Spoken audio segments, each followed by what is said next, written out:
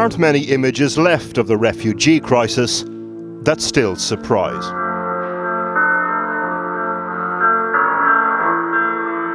But the final 3 days of the Inefita refugee camp in Greece afford sidelong glances galore.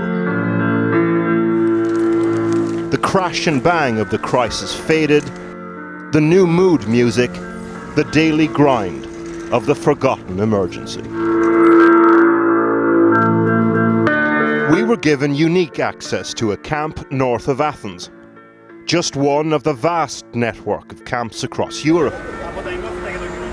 We were there for its last 3 days, just before it closed.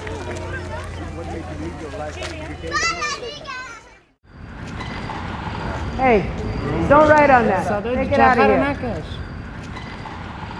It's too noisy. The camp is run by Lisa Campbell. I don't know how to say noisy in Farsi. Sarsedonakon. Shuma Farsi baledi. Her father, a serviceman from Virginia, Navy brat, grandmother of 6. Hers is one of 4 camps in Greece now being shut, part of a government plan to standardise provision and set up more permanent accommodation. With borders closed, migrants are bedding in here in their thousands. Why? Why are they closing this? And if you are the official that has to tell Lisa her weatherproofed camp is closing for health and safety reasons, brace yourself. I honestly think that at some point, someone in the Ministry of Migration will pull their head out of the sand, or their ass, and realize that you have a winterized camp here and you have 8,000 more people on the islands than should be there.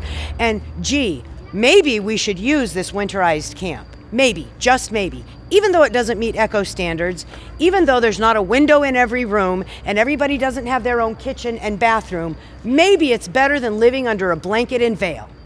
Just maybe. Almost everyone here is from Afghanistan. At the peak of the crisis, 250,000 Afghans arrived in Europe over 18 months. At first, around half of them were given refugee status. But with recent tighter European migration policy aimed at stemming the flow and clamping down on people smuggling, there are now around 10,000 Afghans stuck in Greece. This is my room. Vice Shirzad arrived 2 years ago. This is my baby. Himself and his family are being moved to a flat in Athens today. His son has only known life so far in a European refugee camp. The baby's name, Mohammed Sadra Ryan Shirzad. This baby's middle name is my son's middle name because they wanted to honor my family. And he's going to a house today. He's going to a house today, huh? Yes. The Shirzad family are Hazara, a Shia ethnic group targeted by the Taliban. In Afghanistan, people are fleeing a patchwork of complicated conflict, but economics a factor too. If you are the local resident, though, complaining to Lisa Campbell about economic migrants, again, brace yourself. They're not here to take the job of the butcher at the My Market that every time I go in there tells me, oh, they're here to take my job. Lady, they don't want your damn job. They want to be able to work and support themselves. They want safety for their children. They don't want to have to run. Lisa's not alone in this. Unlike Syrians, for example, Afghans remain ineligible for relocation to other EU states. The Greeks, understandably, want that to change. When you're stuck in the migrant logjam, the one thing you have is time. Time to stage performances. Time to explain why you're here. My full name is Nasir Ahmad Taj. I am from Afghanistan, Kandahar, because I was working with the British Army in Afghanistan.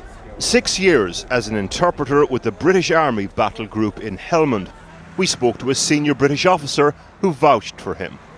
The Taliban arrested his father and told him to pass a message on. They told and they give the warning why your son Taj is working with the not Muslim people. So if I catch them, I will cut his head. So that's the reason I leave my country. He says he can't return and is seeking asylum. Faiz Mohammed Kanzi in the same boat, a schoolmaster from Kabul. He says the Taliban had a specific problem with him. اشخاص و افرادی که به حساب در دولت کار میکردن نمیخواستن اینا به حساب وظیفه داشته باشن و شاگردار نمیماندن که به حساب مکتب بخوانن، خصوصا طبقه اوناسا. The last day of the Inofita migrant camp. Residents bust to new, better accommodation. But after 2 years, this old derelict plastics factory in no man's land has become home. خیلی ظلمه که در این خانواده‌مون از هم جدا می‌کنیم. At the first, when she arrived here, she didn't any hope to continue her life. But Lisa, her volunteers, and all the teachers, all of them are like a family, and she doesn't know why now they are make them separate. For Lisa Campbell, the biggest political challenge of the refugee crisis is yet to come. The challenge of integration. My worry is that they're going to have to move again. They're going to have to make new friends. But my biggest worry is that they're going to get lost. As she speaks, a crowd gathers to listen. Perhaps Lisa Campbell only sees it all from one perspective. But either way, with the camp closing, the tough nut cracks a little. They know that we, our organization, and the people that come here because we care. And I think that really sums up who we are. They've come here to be safe. They've come here to be able to live a life not in fear of the Taliban, not in fear of bombs, not in fear of ISIS. And they come here and they have to fear Europe. It's a pretty sad thing.